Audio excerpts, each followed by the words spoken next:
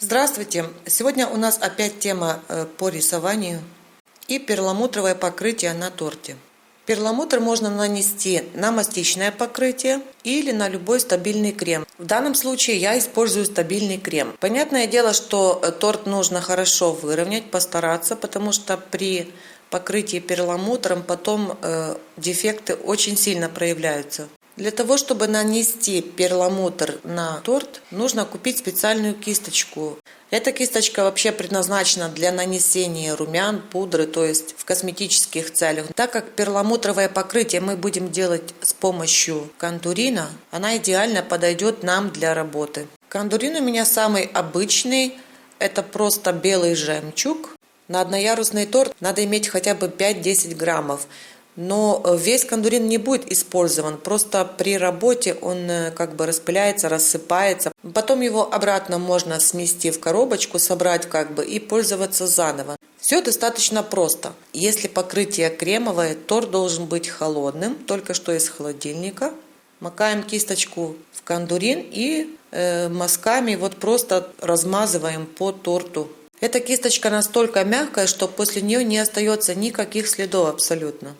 Чтобы блеск был более ровным и интенсивным, торт я окрашивала кондурином в 2 этапа. То есть нанесла первый раз слой кондурина и убрала торт в холодильник, чтобы торт охладился и кондурин впитался.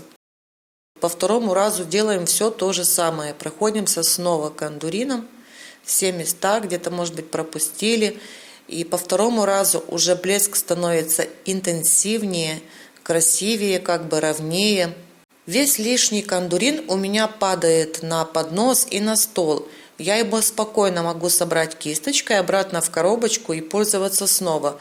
Кондурин остается абсолютно пригодным для повторных использований. Вот такой перламутровый блеск уже получается после 2 раз нанесения кондурина.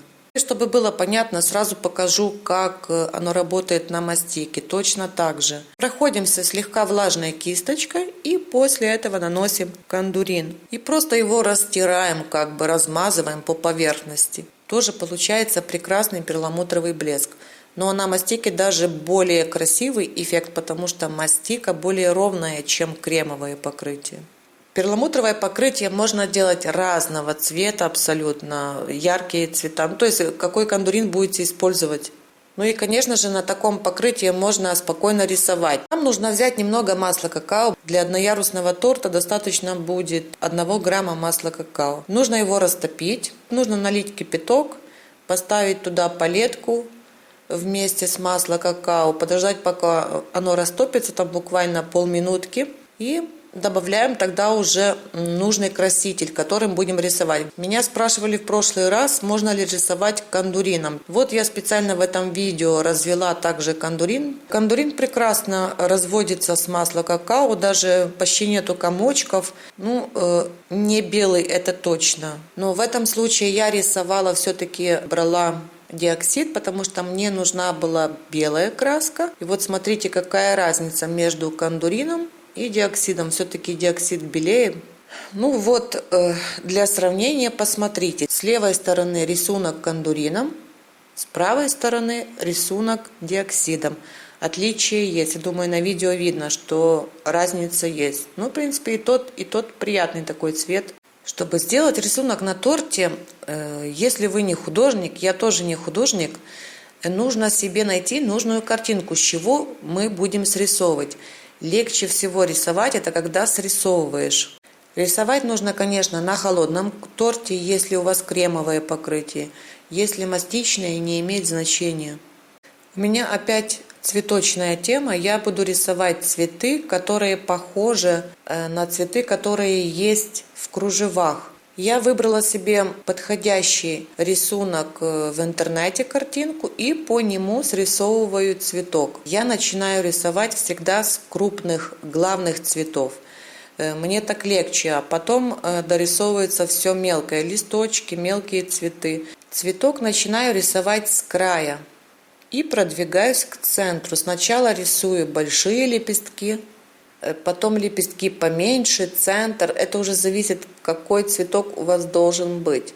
Рисовать можно, пока горячее масло какао, пока оно не застыло. Оно застывает где-то на протяжении до 10 минут. Это зависит, какая температура в помещении. Если вы чувствуете, что краска уже становится вязкая, нужно вылить теплую воду и залить горячую воду. И можно продолжать дальше рисовать.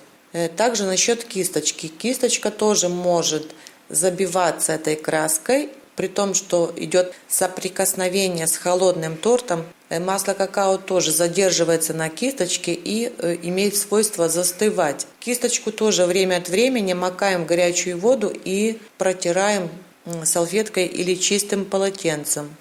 Обычно каждый цветок и вообще весь рисунок я проходилась по несколько раз. А если пройтись несколько раз, получается еще красивая структура.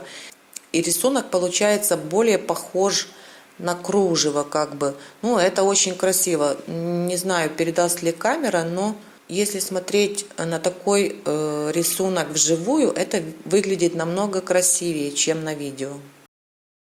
После того, как нарисован главный цветок, уже легче отталкиваться на мелкие детали.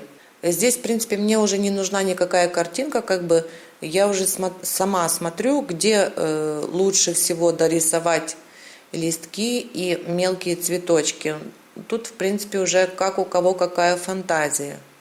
Рисовать, в принципе, можно и другими красками, гелевыми, белыми или сухой разводить на водке тоже можно. Почему я пользуюсь вот именно масло какао? Потому что из масла какао можно сделать рисунок с такой интересной структурой, то, что я говорила уже, во-первых. А во-вторых, рисунки из масла какао, они потом никак не проявляются, то есть их можно трогать, они не смываются, они не выпачкивают пальцы, то есть они мертво держатся на покрытии, и можно быть уверенным на 100%, что этот рисунок ничем не испортится.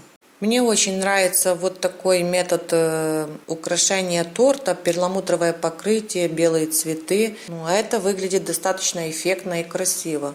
Хотелось бы, чтобы это видео было для вас полезным. Если что-то пропустила, пишите, пожалуйста, вопросы в комментариях. А я говорю всем до свидания, до следующего выпуска. Пока-пока.